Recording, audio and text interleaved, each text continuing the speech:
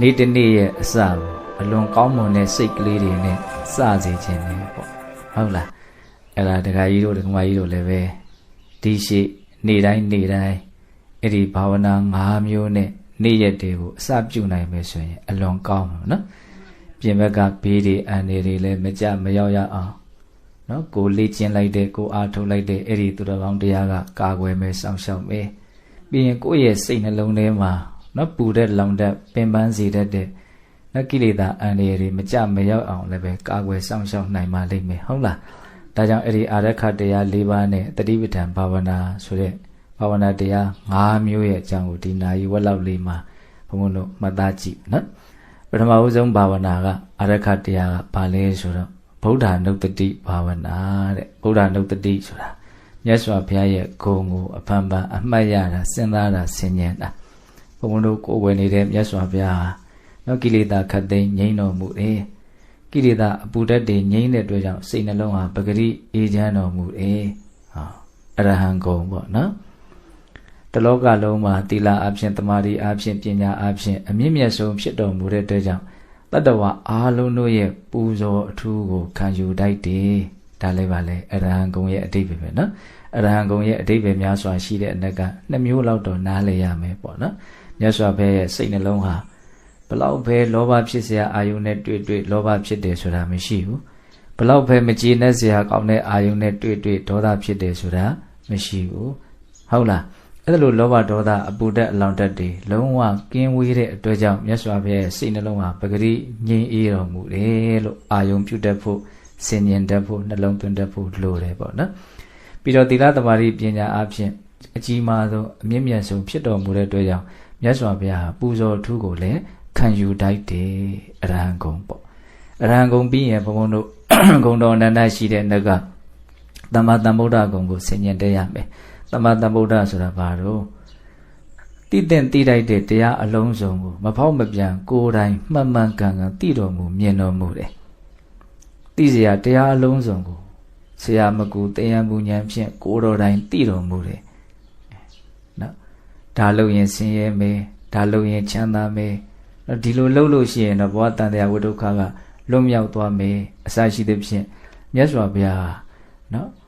ဒီတိတဲ့တိလိုက်တဲ့သဘာဝတရားအလုံးစုံကိုသိတော်မူတယ်မြင်တော်မူတယ်ဒါကိုဘုံဘုံတို့တိတိအတိုင်းမြင်တိအတိုင်းမြတ်စွာဘုရားဟောပြတော်မူခဲ့တယ်ပေါ့တကယ်စင်စစ်မြတ်စွာဘုရားနော်လောကကြီးရဲ့ဟုတ်လားဒီတရားတွေကနော်ချမ်းသာကြောင်းတရားဖြစ်တယ်လေ့ကျင့်မယ်ဆိုရင်ကိုယ်တန်တန်မှာဖြစ်အောင်လုပ်မယ်ဆိုရင်ချမ်းသာမှုကိုဖြစ်စေတယ်ဒီလိုသိတယ်နော်ဒီတရားတွေကလုပ်မယ်ဆိုရင်တော့ကိုယ်ကိုဆင်းရဲစေလိမ့်မယ်ပင်ပန်းစေလိမ့်မယ်ဒီလိုသိတယ်ဟုတ်လားဒီတရားတွေကကြိုးစားမယ်ဆိုလို့ရှိရင်တော့ဘဝဝိဒုက္ခတွေလုံးဝချုပ်ငြိမ်းပြီးတော့လွတ်မြောက်မှုချမ်းသာကိုရလိမ့်မယ်လို့မြတ်စွာဘုရားအကုန်သိတယ်တကယ်စင်စစ်မြတ်စွာဘုရားကဖန်တီးသူမဟုတ်ဘူးတွေ့ရှိသူပဲဟုတ်လားကုသိုလ်တရားတွေကနော်ချမ်းသာမှုကိုဖြစ်စေလို့မြတ်စွာဘုရားကဖန်တီးလိုက်တာမဟုတ်ဘူးအကုသိုလ်တရားတွေကဆင်းရဲမှုကိုဖြစ်စေလို့မြတ်စွာဘုရားဖန်တီးလိုက်တာမဟုတ်ဘူးမဲခင်ရှင်ပါတရားဟာ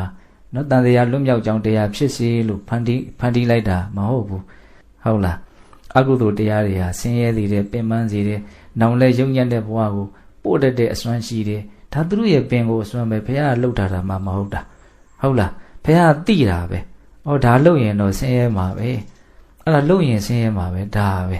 ဟုတ်လားကုသိုလ်တရားတွေဟာချမ်းသာစေတယ်သက်သာစေတယ်နောင်လည်းပဲကောင်းမွန်တဲ့ဘဝတွေကိုရစေတယ်အဲ့ဒါကုသိုလ်ဟာဒီလိုဖြစ်စေလို့ဘုရားဖန်တီးလိုက်တာမဟုတ်ဘူး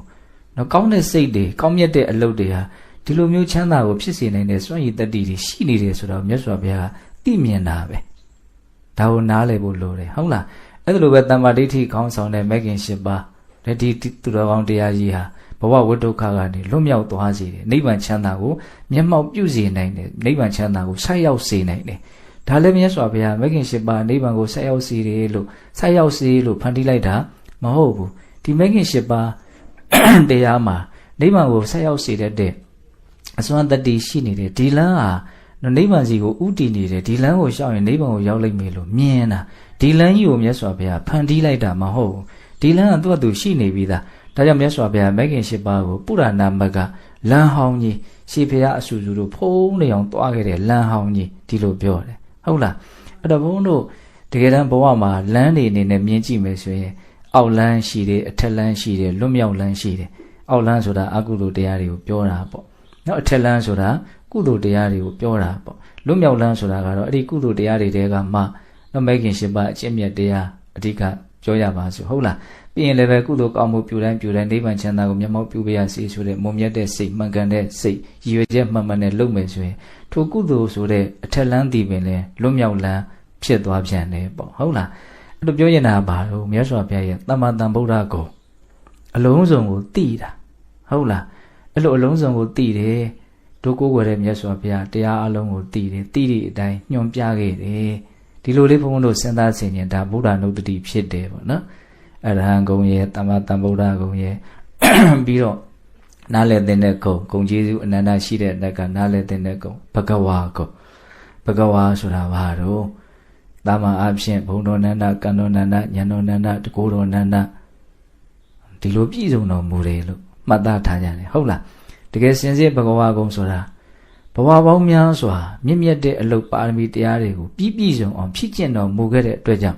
ဒီအတ္တိမဘဝနောက်ဆုံးဘဝမှာမြတ်စွာဘုရားအလုံးစုံပြည့်စုံရုပ်ရည်အဖြစ်လည်းပဲအတင့်တယ်ဆုံးအသက်ပဲဆုံးဉာဏ်ပညာအဖြစ်လည်းပဲအထက်မြတ်ဆုံးဟုတ်လားသူတော်ကောင်းတရားအဖြစ်လည်းပဲအပြည့်စုံဆုံးအမွန်မြတ်ဆုံးမြတ်စွာဘုရားမှာအဖက်ဖက်ကဘာလေးမှလူလေသေးမရှိပြည့်စုံတယ်သူအကြောင်းတရားတွေကိုပြည့်စုံအောင်လုပ်ခဲ့တာဆိုတဲ့အခါကျတော့ဒီဘဝအကျိုးရလဒ်ကအကုန်လုံးပြည့်စုံနေတယ်နောက်ထပ်ဘဝတစ်ခုလည်းပဲထပ်ပြီးတော့ဖြစ်เสียမရှိတော့တဲ့အတွက်ကြောင့်ပါရမီတရားတွေကုသိုလ်တရားတွေကအဆုံးစွန်ဒါသူ့ကိုဝိုင်းပြီးတော့အကျိုးပေးကြတယ်ပေါ့ဒါကြောင့်မြတ်စွာဘုရားလုံးဝပြည့်စုံတော်မူတယ်ပြည့်စုံတဲ့လူသားပေါ့နော်ဖြည့်ခြင်းခဲ့တဲ့ပါရမီတော်အနန္တတို့ကြောင့်လောကီလောကုတ္တရာကောင်းမြတ်သောဂုဏ်ဖြာဖြာတို့ဖြင့်ကောင်းစွာဂုဏ်လုံးပြည့်စုံတော်မူပါသောမြတ်စွာဘုရားဘဂဝါဂုဏ်ရဲ့အတိတ်ပဲဟုတ်လားအဲ့တော့ဘုံဘုံဂုဏ်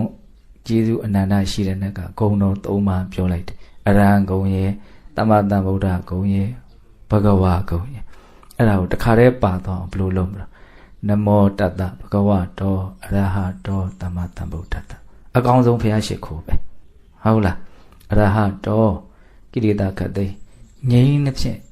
ပဂတိအေးချမ်းတဲ့စိတ်နှလုံးရှိတော်မူသောသမ္မာသမ္ဗုဒ္ဓတ္တအလုံးစုံသောတရားတို့ဖောင်းပြန်မှန်မှန်ကန်ကန်ကိုယ်တော်တိုင်သိတော်မူမြင်တော်မူသောနတ္တတဘဂဝတောထိုပြည့်စုံတော်မူသောမြတ်စွာဘုရားအားနမောရှိခိုးခြင်းသည်အထုဝတ္ထုဖြစ်ပါစေတည်းအကောင်းဆုံးဘုရားရှိခိုးပဲအဲ့ဒါလေးနဲ့နေ့တစ်နေ့ကိုစနိုင်အလွန်ကောင်းပြီပေါ့နော်ဒါဗုဒ္ဓနုတ္တိဘာဝနာကိုယ့်ရဲ့စိတ်နှလုံးမှာရာဂဒေါသမောဟဘေးတွေအန္တရာယ်တွေမကြမရောက်အောင်ကာကွယ်နိုင်တယ်နောက်ပြင်ဘက်ကအန္တရာယ်တွေလည်းပဲမကြမရောက်အောင်သူ့အစွမ်းစားနဲ့သူကိုယ့်ရဲ့စိတ်နှလုံးကအလွန်ကောင်းနေတုံတယုံဘေးဆိုးအန္တရာယ်ဆိုကာကွယ်နိုင်တယ်ပေါ့နော်ဒါကြောင့်သူ့ကိုအာရခတရားလို့ပြောတယ်နော်ဒါဗုဒ္ဓနုတ္တိဗုဒ္ဓနုတ္တိပြီးတော့ဘာလာမလို့မေတ္တာဘာဝနာမေတ္တာဆိုတာတတ္တဝါအားလုံးရဲ့ပုံမှာချမ်းသာစေခြင်းနဲ့စိတ်ကလေးထားတာနော်မေတ္တာဆိုတာတတ္တဝါတွေကိုချမ်းသာစေခြင်းနဲ့စိတ်ကလေးကိုမေတ္တာလို့ပြောတာဟုတ်လားပြမနဲ့လူတတ္တဝါဟူသည်မြဘေးရန်ကင်းကွာကိုယ်စိတ်နှဖျားချမ်းသာချမ်းသာကြပါစေလို့စိတ်ပါလက်ပါတတ္တဝါတွေရဲ့ပုံမှာဘေးရန်ကင်းစေခြင်းနဲ့စိတ်ကျမ်းမာရေးကောင်းစေခြင်းနဲ့စိတ်နှလုံးစိတ်ဝငြိမ်းအေးစေခြင်းနဲ့စိတ်ကလေးထားရတယ်။မေတ္တာစိတ်ကိုထားတဲ့နေရာမှာကိုချင်းစာစိတ်ကလေးနဲ့ကြိုးစားရတယ်။ကိုဘလောက်ဘေးအန္တရာယ်ကင်းခြင်းတို့ဘေးတွေအန္တရာယ်တွေမတွေ့ခြင်းဘူးမကြုံခြင်းဘူးကိုဘလောက်ကျမ်းမာရေးကောင်းခြင်းတို့ကိုဘလောက်စိတ်ချမ်းသာခြင်းတို့ကိုပြန်စစ်ကြည့်ပါနော်။အဲ့လိုပဲတတ္တဝါတိုင်းဟာဘေးရန်ကင်းခြင်းညတယ်ကြောက်ကြတယ်လန့်ညတယ်ဟုတ်လား။တတ္တဝါတိုင်းဟာခန္ဓာကိုယ်ကျမ်းမာရေးကောင်းမွန်ခြင်းနဲ့ဒီတိုင်းနေကောင်းနေရင်သာမသိတာနေမကောင်းတော့ဘူးဟေ့ဆိုတာနဲ့ကျမ်းမာခြင်းနဲ့စိတ်ကအထွတ်အထိပ်ပဲဟုတ်လားပြီးတော့တတ္တဝါတွေကပါတယ်နှလုံးစိတ်ဝငြိမ်းအေးခြင်းနဲ့စိတ်ချမ်းသာခြင်းနဲ့တောကတွေနဲ့မနေခြင်းဘူးစိုးရင်ထိတ်လန့်မှုတွေနဲ့မနေခြင်းဘူးဟုတ်လားအဲ့လိုမျိုးဘုန်းဘုန်းတို့တွေဟာတတ္တဝါတွေရဲ့နော်အလိုဆန္ဒကိုနားလည်ပြီးတော့တတ္တဝါတွေလိုလားတောင်းတတဲ့ကောင်းကျိုးချမ်းသာရကြပါစေလို့စိတ်ထဲကနော်ဘေးရန်ကင်းစေခြင်းနဲ့ကျမ်းမာရေးကောင်းစေခြင်းနဲ့နှလုံးစိတ်ဝငြိမ်းအေးစေခြင်းနဲ့သဘောလေးထားတာအဲ့ဒါကိုခေါ်တော့မေတ္တာဟုတ်လားအဲ့ဒီမေတ္တာအလွန်တရာမှအစွမ်းတတ္တိကြီးမားတယ်ဒါကြောင့်မြတ်စွာဘုရားကဒီမေတ္တာတရားနဲ့ပတ်သက်ပြီးတော့အများကြီးသူ့ရဲ့အကျိုးအာနိသင်တွေကိုဟောပြတာရှိတာပေါ့နဘုံဉ္ဇဉ်ဘိက္ခွေမာဘာယိထဒုက္ခတိတံဒီဝဆန္ဒ ယဟန်တို့ကောင်းမှုကိုမကြောက်ကြနဲ့ကောင်းမှုဆိုတာချမ်းသာဒုက္ခရဲ့နာမည်တစ်မျိုးဖြစ်တယ်လို့အဲ့လိုဟောပြီးတော့လှုပ်ခိုင်းတဲ့ကောင်းမှုကဘာဖြစ်ဆိုမေတ္တာဖြစ်နေဟုတ်လားသူဘဝတစ်ခုလုံးကနော်9နှစ်ကျော်လောက်မေတ္တာတရားကိုပွားများသေတဲ့အခါကျတော့နော်ဗြဟ္မပြည်ကိုရောက်တယ်နော်တရားမင်းမောင်ဘလောက်ဖြစ်တယ်လူစည်းသိမ်းဘလောက်ရတယ်အများကြီးအဲ့ဒီမှာမြတ်စွာဘုရားဟောပြတယ်ဟုတ်လားပြီးတော့လူတိုင်းတည်နေတဲ့မေတ္တာအကျိုး7မျိုးအိမ်နိုးချမ်းသာကောင်းစွာအိမ်မက်ချစ်လျက်လူနဲ့စောင့်လက်နတ်များစိတ်မိသားတို့ရှောင်ရှားကိုမှာလျင်စွာစိတ်တီးရွှင်ကြည်မျက်နာသေကမတွေ့လားလေပြမှာ7ဖြာသည်မေတ္တာပွားမှုအကျိုးတွေမေတ္တာတရားရဲ့စွမ်းရည်တတ္တိအကျိုးပေးအန္တိသင်ကြီးမားပုံကိုဘုရားလွယ်လို့ဇူမတိတိကျကျပြည့်ပြည့်စုံစုံသိနိုင်မှာမဟုတ်ဘူးဟုတ်လားဒါကြောင့်မေတ္တာကိုအားကိုးသင့်တယ်နော်မေတ္တာစိတ်ကလေးကိုဘုန်းဘုန်းတို့ရဲ့အတွင်းတန်တာမှာထပ်ခါဖြစ်အောင်ကျိုးပန်းအားထုတ်သင့်တယ်ပေါ့ဟုတ်လားတနေ့3ခါအိုးတရားဖြင့်ချက်ခါထမင်းကျွေးမွေးခြင်းထက်မယွင်းစင်စစ်နှုတ်တညစ်စာကျိန်3ခါမျှမေတ္တာပွားများကြိုးကြီးမားသည်ဘုရားမြတ်စွာမိန့်ခွန်းတည်းရဘူးတယ်မို့လားနော်တနေ့ကို3ခါအိုးကြီးတရားနဲ့ထမင်းတွေဟင်းတွေချက်ပြီးတော့ကျွေးတဲ့ကုသိုလ်ထက်လက်ရှိတွက်လောက်3ချိန်လောက်စစ်မှန်တဲ့မေတ္တာထားလိုက်ရခြင်းကပိုးပြီးတော့အကျိုးအာနိသင်ကြီးမားတဲ့ကောင်းမှုကိုပြုဟာရောက်တယ်လို့အလိုမြတ်စွာဘုရားဟောတယ်ဟုတ်လားဒါကြောင့်နေ့တစ်နေ့ရဲ့အစမှာဗုဒ္ဓနုတ္တိမြတ်စွာဘုရားရဲ့ဂုဏ်ကျေးဇူးကိုစဉ်းစားမယ်ပြီးရင်ဘာလုပ်မလို့တတ္တဝါတွေရဲ့ပုံမှာမေတ္တာထားမယ်ပေါ့နော်အချိန်ကာလနည်းနည်းလေးပဲဖြစ်ကိုယ်စိတ်ကလေးကိုကြည်လင်တန့်ရှင်းသွားအောင်ကိုယ့်ရဲ့စိတ်ကိုဒေါသမေးလောင်တာတွေနည်းအောင်ဘုံဘုံတို့အဲ့ဒီရည်ရွယ်ချက်နဲ့ကြိုးစားရမေတ္တာထားတယ်မေတ္တာဘာဝနာပွားများတယ်ဆိုတာတတ္တဝါတွေကိုချမ်းသာစေခြင်းနဲ့နော်စိတ်နဲ့ထားတာလည်းတစ်ပိုင်းပေါ့ပြီးတော့နောက်တစ်ပိုင်းကကိုယ့်ရဲ့စိတ်နှလုံးကိုအလိုမကျမှုဒေါသမီးတွေလောင်ကျွမ်းမှုနည်းအောင်တနည်းအားဖြင့်ဒေါသရဲ့နှိပ်စက်ခြင်းကနေပြီးတော့နော်သက်သာရာရအောင်ဒေါသကြောင့်ဆင်းရဲတဲ့အနေအထားတွေကလျော့ပါသွားအောင်ဘုံဘုံတို့ဒီရွယ်ချက်နဲ့လည်းမေတ္တာကိုပွားရတယ်။များသောဖြင့်ဘုံဘုံတို့စိတ်တွေကနော်အလိုမကျမှုတွေစိတ်တိုင်းမကျမှုတွေဒေါသတွေနဲ့ပဲနေကြတာများတယ်။ဒေါသဖြစ်ပြီးဆိုရင်လည်းပဲသက်မဲ့တွေပေါ်မှာဖြစ်တာတဲ့သက်ရှိတွေပေါ်မှာဖြစ်တာကအပုံကြီးများတယ်ဟုတ်လားသက်ရှိတွေမှာလည်းပဲဘယ်ပေါ်မှာဖြစ်နေတာများလူတွေပေါ်မှာပေါ့နော်လူတွေပေါ်မှာရောသိတဲ့လူနဲ့မသိတဲ့လူဘယ်သူပေါ်မှာပိုဖြစ်တာသိတဲ့လူတွေဟောအမျိုးမျိုးဖြစ်နေကြတာဟုတ်လားအဲ့တော့ကိုယ့်ရဲ့စိတ်ကြီးကအလေးအကျင့်ကြီးလို့ဖြစ်နေတယ်တခုခုထစ်ကနေတွေ့လိုက်တာနဲ့အလိုမကျဟုတ်လားအလိုမကျနော်အဲ့ဒီအလိုမကျမှုဒေါသဘေးကနေပြီးတော့ဘုန်းတို့လွတ်ကင်းအောင်ဒေါသဘေးတင့်တာနည်းအောင်မေတ္တာကိုအားကိုးရတယ်မေတ္တာတက်အားကြီးသွားပြီဆိုရင်တုံးတန်ရုံအလိုမကျတဲ့နဲ့တွေ့လဲအလိုမကျမှုမဖြစ်ဘူးမေတ္တာရဲ့စွမ်းအားကြောင့်နော်ငြိမ်ငြိမ်အေးအေးဆက်ပြီးတော့ဘုံဘုံတို့နေလို့ရတယ်ဒီသဘောလေးကိုပြောတယ်နော်ဗုဒ္ဓနုတ္တိမေတ္တာပြီးတော့ပါတော့မရဏနုတ္တိဟောသေခြင်းကိုအဖန်ဖန်အမှတ်ရဘဝရဲ့ရှင်သန်မှုဆိုတာသေဆုံးခြင်းဖြစ်ပဲအဆုံးသတ်ရဒါဟုတ်ပြီသိကြတယ်ဟုတ်လားအဲ့ဒီအမှန်တရားကိုစဉ်းစားတဲ့နေရာမှာဘာဘုံဘုံတို့ထပ်ပြီးတော့ထည့်သွင်းဖို့လိုတော့ဆိုတော့အချိန်မရွေးဆိုတာကိုထည့်သွင်းဖို့လိုတယ်။နောက်ပျက်စီးရမှာတော့သိကြတယ်ဟုတ်ပြီဘယ်ချိန်ပျက်စီးမှာလဲဆိုတော့ဘယ်ချိန်ဖြစ်ပျက်စီးနိုင်တယ်ဘုံဘုံတို့ခန္ဓာကိုယ်ကြီးကမပျက်စီးနိုင်တဲ့အချိန်ဆိုတာတကယ်တမ်းကမရှိဘူးမပျက်စီးသေးတာပဲရှိမပျက်စီးနိုင်တဲ့အချိန်မရှိဘူးဆိုတာကိုကံအကြောင်းတရားလေးကိုကြည့်ရင်ပို့ပြီးတော့ဘုံတို့ထင်ရှားရှားသိနိုင်တယ်ပေါ့နော်ရှင်သန်မှုရဲ့နော်မသေးကြဘူးမရေရာဘူးကံအကြောင်းတရားလေးတွေကိုကြည့်ပြီးတော့စဉ်းစားတတ်ဖို့လိုတယ်ဘုန်းတော်ဘဝမှာရှင်သန်နေတယ်ဆိုတာကံစိတ်ဥဒုအာဟာရအကြောင်းတရား၄ပါးပုံမှာနော်အကြောင်းခံပြီးတော့ရှင်သန်နေတာအာဟာရဆိုရင်တော့အလွန်သိတာတဲ့အကြောင်းပေါ့လွန်ခဲ့တဲ့9ရက်လောက်ကစားဒီနေ့ထိဘာမှမစားဘူးဆိုဒီချိန်သေရောပေါ့ဟုတ်လားနော်ဥဒုအလွန်ကြမ်းတမ်းတဲ့အပူအေးလွန်ခဲ့တဲ့နေရာနေသေမှာပဲဟုတ်လားမခံနိုင်လောက်တဲ့အပူမခံနိုင်လောက်တဲ့အေးရောင်သေမှာပေါ့ဟုတ်လားပြီးတော့ပါတော့ကိုယ့်ရဲ့စိတ်ကသေလောက်အောင်ဆင်းရဲမယ်ပူလောင်မယ်ပျက်စီးမယ်ဆိုရင်လည်းသေနိုင်တာပဲဟုတ်ပြီအဲ့လိုဆိုရင်အာဟာရရဲ့ဥဒုရဲ့စိတ်ရဒါအရန်ထင်ရှားတဲ့သိတာတဲ့အကြောင်းတရားကြီးတွေပေါ့ရှင်သန်မှုမှာဟုတ်လားအလွန်သိဖို့ခက်တဲ့တကယ်လဲအားကြီးနေတဲ့အကြောင်းတရားရှိတယ်အဲ့ဒါမှမဟုတ်ဆိုကံတရားပေါ့နော်အရင်ဘဝကအရင်ဘဝကလူဘဝမှာနော်နေရမယ်အကြောင်းတရားကံတရားကိုကိုယ်ဟာဘယ်အတိုင်းအတာထိဘလောက်ကြီးမားမားလုပ်ခဲ့တယ်လဲဆိုတာမသိနိုင်ဘူးကြီးသည်ဖြစ်စေငယ်သည်ဖြစ်စေအဲ့ဒီကံအရှိန်ကုန်နေဆိုရင်တော့ဘုံဘုံတို့ဘာလုပ်ရမလို့ပေးရမှာပဲကံအရှိန်ကဘလောက်ကြံသေးတယ်ဆိုတာမသိနိုင်ဘူးဆိုကြပါစို့ စီမီကွက်လေးထဲမှာစီထည့်ပြီးတော့မီးစာထည့်မီးထွန်းထားမီးလေးတောက်နေတယ်လက်နဲ့အခုကျတို့ကရှင်သန်မှုမီးတောင်လေးတောက်နေတာဟုတ်လားစီရှိသလောက်မီးစာရှိသလောက်ပဲတောက်မှာနော်ကိုယ့်ရဲ့ဒီရှင်သန်မှုမီးတောက်ကလေးတောက်ဖို့အတွက်ဒီလက်ကြံစီကဘယ်လောက်ရှိသေးလဲလို့ဘုန်းဘုန်းတို့မသိနိုင်ဘူးစီကုံတဲ့ချိန်ရက်မီးစာကုံတဲ့ချိန်ရက်မှာတချို့များကြတော့လည်းပဲစီတို့မီးစာတို့မကုံသေးဘူးဒါပေမဲ့လေတိုက်လို့တယောက်ကညှိမ့်တက်လိုက်လို့ရက်သွားတာလည်းရှိသေးတယ်အဲ့ဒါဥပိ္ပစေကကံခေါ်တယ်အဲ့ဒါဟုတ်လားအဲ့ဒါဘဝမှာရှင်သန်မှုရဲ့မသေးကြဘူးဘုန်းတို့စဉ်းစားရမယ်ဆင်ခြင်ရမယ်ဘဝသေရမယ်ဘဝသေမျိုးသေနွယ်ဒီတဘာဝကိုစဉ်းစားခြင်းဟာအများကြီးလောဘဒေါသမောဟကိုနည်းပါးစေတယ်ဘဝမှာအများကြီးအဓိပ္ပာယ်ရှိသေးတယ်လှုပ်တဲ့လှုပ်ထိုက်တာကိုမြန်လှုပ်ဖြစ်စေတယ်မလှုပ်တဲ့မလှုပ်ထိုက်တာကိုရှောင်ကျဉ်လူစိတ်လည်းထက်သန်လာစေတယ်သေခြင်းတရားကိုစဉ်းစားလို့ဖြစ်တဲ့နော်အသိဉာဏ်ပညာအလွန်မှအစွမ်းထက်တယ်ဟုတ်လားဒါကြောင့်ငါရဲ့ရှင်သန်ခြင်းသည်မမြဲသေဆုံးခြင်းသည်မြဲ၏ဘယ်ချင်းသိမယ်ဆိုတော့ငါမသိနိုင်ဘူးဟုတ်လားကံကုန်တဲ့တနေ့ငါရဲ့ရှင်သန်မှုဟာရက်ဆိုင်သွားမှာဒီအမြင်ကိုဘုံဘုံတို့ကစိတ်ထဲမှာအမြဲတမ်းရှိနေစေရမယ်ပေါ့ဒီသဘောလေးနော်အရှိန်လေးနဲ့သွားနေတာနော်ဆိုကြပါစို့ဘုံဘုံတို့ခဏပြောနေတာမြားတစ်ချောင်းကိုလေးပေါ်တင်ပြီးတော့တခါဆွဲပြီးတော့ပြစ်ထည့်လိုက်တယ်ဟာလေထဲကိုမြားတာပြေးတယ်နော်ဘလောက်ပြေးမယ်တော့အရှိန်ရှိသလောက်ပေါ့အရှိန်ဆိုတာထာဝရသဘောမဟုတ်ဘူးနော်ဟုတ်တယ်မဟုတ်လားလေးရကြီးရင်ကြီးသလောက်ပြစ်တဲ့လူအာကောင်းရင်ကောင်းသလောက်မြားတာကဖြောင်းရင်ဖြောင်းသလောက်အကြာကြီးပြေးမယ်ပေါ့လေထဲမှာဟုတ်လားဒါဒီဘလောက်ပဲကြာတယ်ပြောပြီးရင်တော့ကြာမှာပဲဒါပေမဲ့ကလေးတွေလှုပ်ထားတဲ့လေးနဲ့ဟုတ်လားမြားလေးကလည်းကောက်တိကောက်ကွေတာလေးလောက်ပဲဆွဲပစ်လိုက်တယ်ဆိုရင်တော့50 ပေလောက်ရောက်မှာပေါ့ဒါပဲပြုတ်ကျသွားမှာအခုကကျုပ်တို့ကလေထဲမှာပြန်တန်းနေတဲ့အနေအထားပေါ့ဟုတ်လားမြားတံလေးလေထဲမှာပြန်တန်းနေတဲ့အနေအထားဘယ်သူအရှိန်နဲ့ပြန်ကံအရှိန်နဲ့ပြန်တန်းနေတာအရှိန်ဆိုတာထာဝရမဟုတ်ဘူးနော်ဘယ်ချိန်ကုန်မလဲဆိုတာတော့မသိနိုင်ဘူးဘလောက်အားနဲ့ပြစ်ခဲ့တယ်လေဒါဘုံဘုံစဉ်းစားမိတာလေးကိုပြောတာပါဟုတ်လားဒါကြောင့်ငါရဲ့ရှင်သန်ခြင်းသည်မမြဲတည်ဆုံးခြင်းသည်မြဲ၏ဆင်ခြင်ရမယ်ဆင်ခြင်တဲ့နေရာမှာအချိန်မရွေးဆိုတာထည့်ရမယ်ပြီးတော့လူတိုင်းတတ္တဝါတိုင်းဆိုတာလည်းထည့်ရမယ်ငါတယောက်တည်း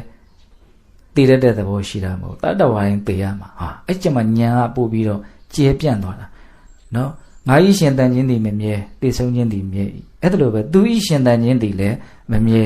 သူဤတည်ဆုံးခြင်းသည်မြဲ၏အကုန်လုံးတည်ကြမှာတည်မျိုးတည်နွယ်တွေကြီးပဲဟုတ်လားနော်ကြည့်လိုက်ဟုတ်လားအဲ့တော့ဒီသေခြင်းတရားကိုစဉ်းစားတဲ့အသိဉာဏ်အလွန်မှတဘာဝအလွန်ကျတဲ့အတွက်ကြောင့် तू ကအလွန်တရာမှကောင်းတယ်ဘယ်နေရာမှာကောင်းတော့ဆိုအထူးသဖြင့်ဘဝမှာဘလို့ဆက်ပြီးတော့နေသွားမလဲဘာလုပ်တဲ့လဲဘာမလုပ်တဲ့ဘူးလဲဆိုတော့ तू အကောင်းဆုံးလက်ညွန်ပေးနိုင်တယ်အဲ့ဒါကိုလက်တွေ့လုပ်ကြည့်ပေါ့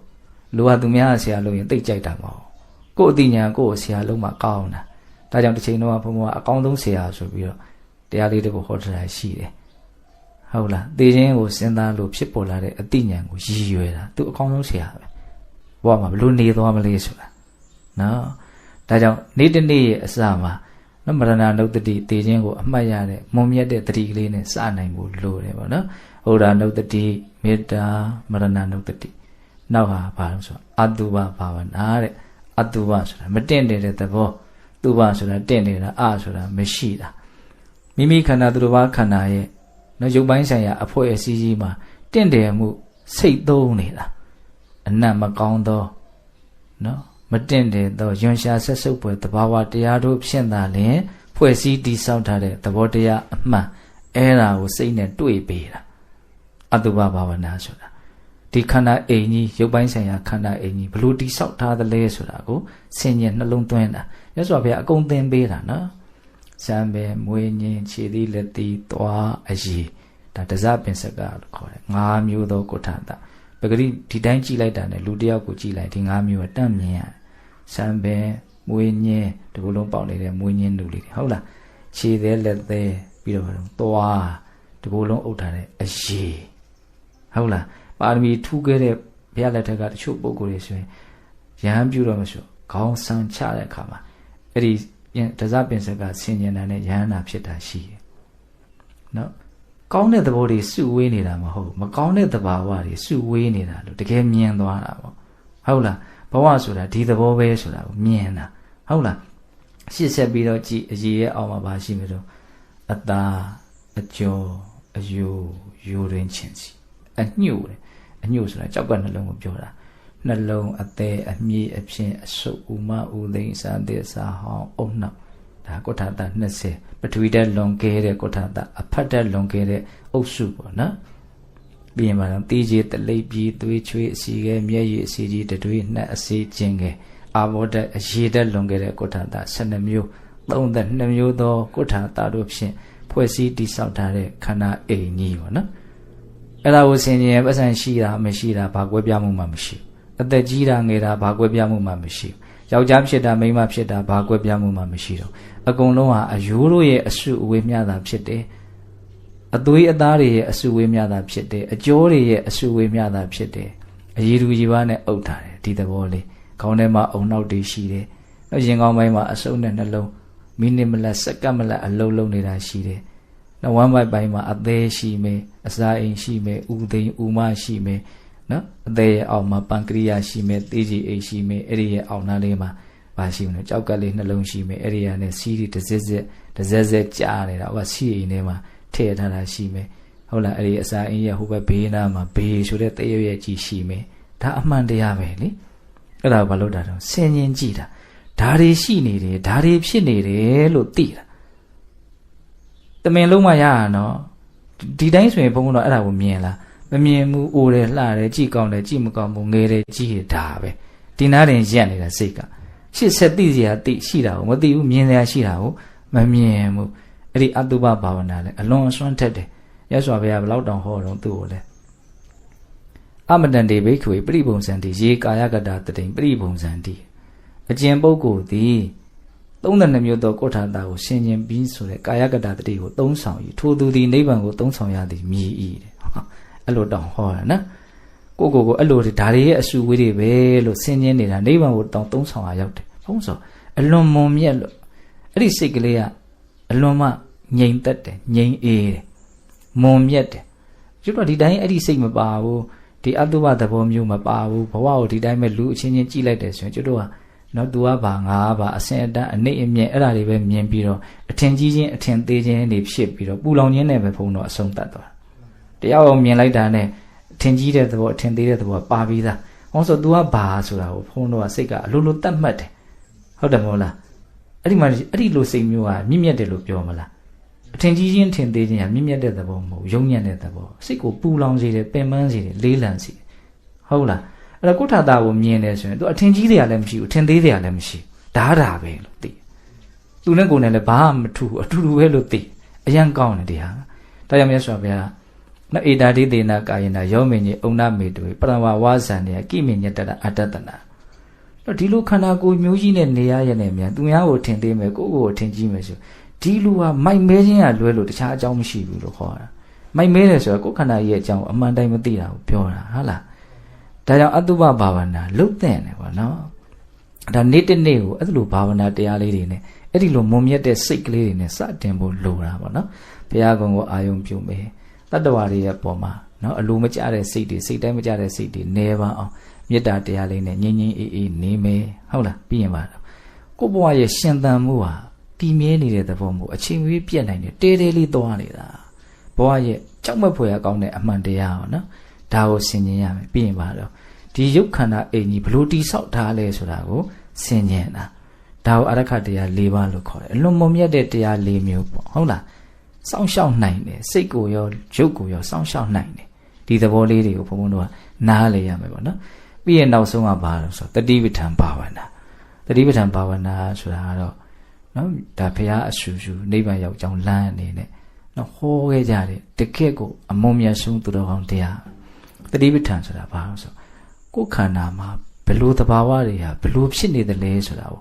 အချိန်တိုင်းတတိထားပြီးအမှန်သိပြီးတော့နေတဲ့နေကိုတတိပဋ္ဌာန်တရားအထုတ်တယ်လို့ခေါ်တာဟုတ်လားကိုယ့်ကိုယ်ဘာဖြစ်နေသလဲဘယ်လိုဖြစ်နေလဲဆိုတာကိုပြစ္ဆုတ်ပန်တိုင်းမှာသိအောင်ကြိုးစားတာနော်ရုပ်ပိုင်းဆိုင်ရာကိုသိအောင်လုပ်တယ်ခံစားမှုပိုင်းဆိုင်ရာသိအောင်လုပ်တယ်စိတ်ပိုင်းဆိုင်ရာသိအောင်လုပ်တယ်ဓမ္မတဘာဝပိုင်းဆိုင်ရာသိအောင်လုပ်တယ်ဆိုတော့တတိပဋ္ဌာန်တရား၄ပါးရှိအနှစ်ချုပ်လိုက်ရင်ဒီခန္ဓာကြီးရဲ့ဖြစ်စဉ်ဘဝရဲ့သဘောတဘာဝကိုဖြစ်တိုင်းသိအဲ့ဒါမျိုးဆိုဘယ်စသင်ပြီးတော့ကာယ ानु ပဒနာတတိပဋ္ဌာန်ထဲမှာအကျုံးဝင်တယ်အာနာပါနာကစသင်ပြီးဟုတ်လားဝင်လေထွက်လေနောက်ခန္ဓာကိုယ်ကြီးရှင်သန်ဖို့အတွက်ဒီခန္ဓာကိုယ်ကြီးက သူလုံနေတာကိုကကြိုးစားနေတာမဟုတ်ဘူးကိုကတခါလေဝင်လို့ဝင်မှထွက်လို့ထွက်မှတော့သိတာမဟုတ်ဘူးဟုတ်လားဒီအဆုတ်နဲ့ပေါင်းပြီးတော့ခန္ဓာဘာလုပ်နေတော့အလုတ်လုံနေပါနော်သူလိုချင်တဲ့လိုအပ်တဲ့အောက်ဆီဂျင်ဓာတ်ကိုမရရအောင်ယူတယ်မလိုအပ်တဲ့အညစ်အကြေးဓာတ်ကိုမဖြစ်ဖြစ်အောင်ထုတ်တယ်အောင်ထားလို့မရဘူးဒီအမှန်တရားကြီးဘဝအတွက်အလွန်အရေးပါတဲ့အစိတ်အပိုင်းကြီးပဲဝင်လေထွက်လေဆိုတာဟုတ်လားအဲ့ဒီဝင်လေထွက်လေကိုဘာလို့မလို့တတိထားခိုင်းတယ်မြတ်စွာဘုရားဒါဝင်နေတယ်ထွက်နေတယ်ဒါဖြစ်နေတယ်ဆိုတာသိနေဒီဥစ္စာသိဖို့အရန်ခက်တယ်စိတ်ကဟိုဘက်ပြောပြခက်နေတာတွေပဲအမြဲတမ်းသွားခြင်းတယ်ဒီနားနေဆိုရင်ခဏပဲပြီးရင်ဟိုဘက်ရောက်သွားဟုတ်လားအဲ့ဒါကိုဘာလို့လဲလေ့ကျင့်ပေးရနော်ဝင်လေထွက်လေပေါ်မှာစိတ်ကလေးရှိနေအောင်လေ့ကျင့်ပေးတယ်အဲ့ဒါသဘာဝတရားတွေကြောင့်အများကြီးတည်သွားတယ်ဘုရားကတော့ဒီဝင်လေထွက်လေကိုတကယ်ကိုထိရအောင်လုပ်မယ်အဆုံးစုံလုပ်မယ်ဆိုရဟန္တာတောင်ဖြစ်မယ်လို့ဟောထားတာဟုတ်လားဒါသတိပဋ္ဌာန်ဘာဝနာတွေတဲကဘုံဘုံကတခုပထမဦးဆုံးဟာလေးကိုပြောလိုက်တာသတိပဋ္ဌာန်တရားကိုမြတ်စွာဘုရားအများကြီးကြည်ကြည်ပြတ်ပြတ်ဟောတယ်လူရင်းကတော့ဒီခန္ဓာမှာဘာပဲဖြစ်နေတဲ့ဥစ္စာကိုအမှန်ကန်အမှတ်တရကလေးနဲ့သတိလေးထားပြီးတော့နေခိုင်းတာပါပဲအဓိကဟုတ်လားအာနာပါနကတော့တိတာလို့ထင်ရှားလို့ဒါကိုပြောလိုက်တာဟုတ်လားအဲ့ဒါဘာဝနာဘယ်နှမျိုးတော့5မျိုးနော်အဲ့ဘုံဘုံကနိုင်ဝက်လောက်ပြောမယ်ဆိုတော့နိုင်ဝက်ရှိသွားပြီ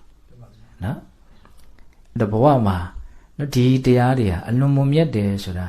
ပင်ကိုဉာဏ်ရှိတဲ့လူတွေစဉ်းစားဆင်ခြင်ကြည့်မယ်ဆိုတော့သိနိုင်ပါလေဟုတ်လားဒါကြောင့်ကိုယ်နေ့ရက်တွေကိုစားတိုင်းမနဲ့ခင်းလေးမှာလှုပ်တဲ့နဲ့အ ਨੇ ဆုံးပေါ့နော်ပြီးရင်ညအေယာဝင်ကနေဒီနေ့ဒါ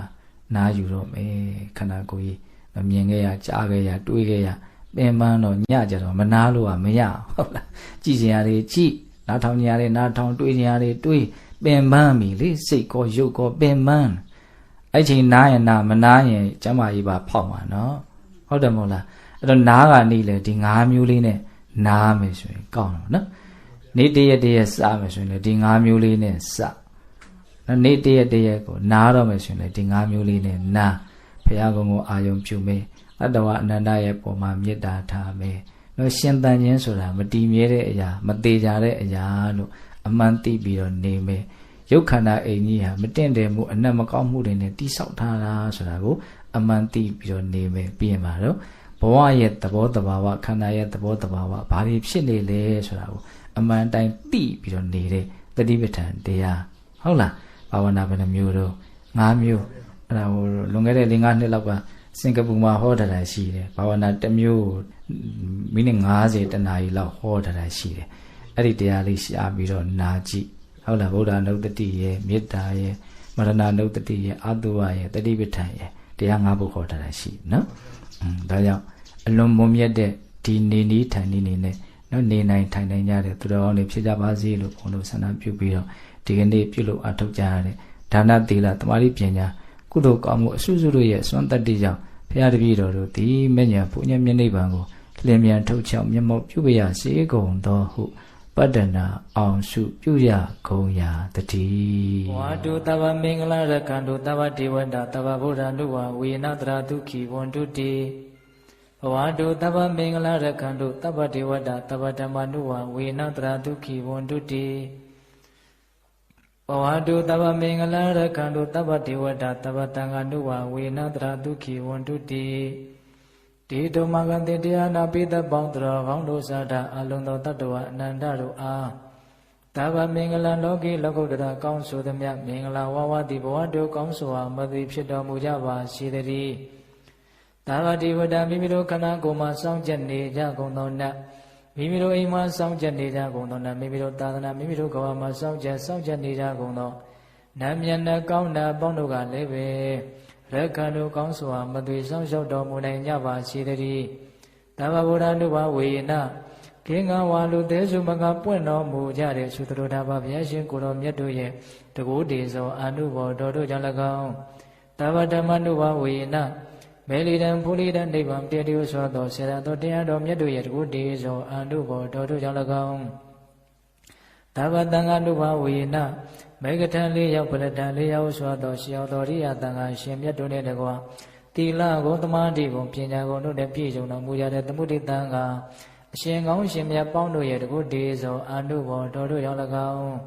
တ တရားနေရောညပါဘေကမဆိုင်ချိန်ရှိတိုင်းချိန်ရှိတိုင်းဒုက္ခိကိုစိတ်နှပြကြောင့်မှချမ်းသာခြင်းရှိကြကုန်သည်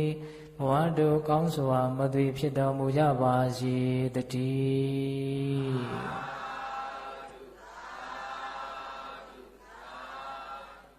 ကဲအလုံးမိမိတို့ပြုလုပ်ထားတဲ့ကုသိုလ်ကောင်းမှုအကျိုးကိုအာယုံပြုပြီးတော့ဤကုသိုလ်ကောင်းမှုအကျိုးတို့ကြောင့်မဉ္ဇဉ်ပုညမျက်နှိပ်ပံကိုလင်းမြန်ထုတ်ချောက်မျက်မှောက်ပြုပါရစေလို့ဆုတောင်းကြမယ်တတ္တဝအနန္တကုသိုလ်ကောင်းမှုရဲ့အဖို့ပါကအညီမျှရပြီးတော့ချမ်းသာကြပါစေလို့စေနာမေတ္တာရှိထားပြီးတော့အမြတ်တမ်းများပေးဝေကြမယ်အလုံး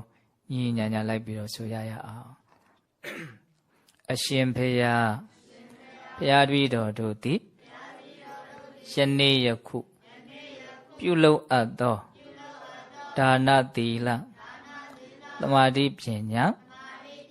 ကုသိုလ်ကောင်းမှုအစွတ်စွတ်တို့သည်မဲ့ညာဖို့ညာမျက်နှိပ်ပံကိုမျက်မှောက်ပြုရန်အာကောင်းသောအထောက်အပံ့ဖြစ်ပါစေတည်းဤကောင်းမှုဤကုသိုလ်တို့ဤအဖို့ဘာကကိုအသက်ထင်ရှားရှိမရှိဖြစ်ကုန်သောဘိုးဘွားမိဘဆွေမျိုးသားချင်းတို့အားအစာထား၍31ဘုံကျင်လီကုန်သောတတ္တဝအနန္တတို့အားအညီအမျှပေးဝေငှပါ၏အမျှရကြ၍ကိုယ်စိတ်နှပြကျမ်းမာချမ်းသာကြသည်ဖြစ်ကြပါစေသောကုသိုလ်အမြတ်အမြတ်အမြတ်ယူတော်မူကြပါကုန်လောသာဓုသာဓုသာဓု